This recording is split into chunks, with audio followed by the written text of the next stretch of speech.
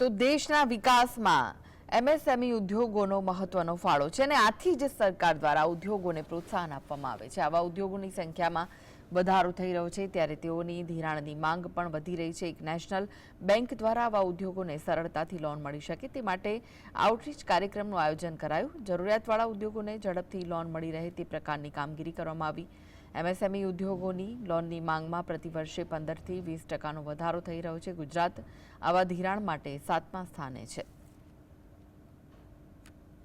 हमारी नई स्कीम्स हमने पिछले 1-2 साल में हमने लॉन्च की है जिसकी जानकारी हमारे कस्टमर्स को या प्रोस्पेक्टिव कस्टमर्स को नहीं है, तो उनकी जानकारी उनको दी जाए, अवेयरनेस एक कैंपेन चलाया जाए, लोगों को एक हमारी स्कीम्स के बारे में जानकारी होगी और बैंक से जुड़ेंगे। तो एक प्लेटफॉर्म हमने आज क्रिएट किया और इसमें पूरा पंजाब नेशनल बैंक की टीम पूरी इसमें एक्टिवली पार्टिसिपेट कर रही है और कस्टमर्स को अपनी स्कीम्स के बारे में जानकारी दे रही है। और यहाँ हमने ये भी अरेंजमेंट किया कि अगर किसी को ऑन द स्पॉट कुछ अप्लाई करके और इन प्रिंसिपल अप्रूवल चाहिए तो वो भी हमारी टीम इसमें लगी हुई है।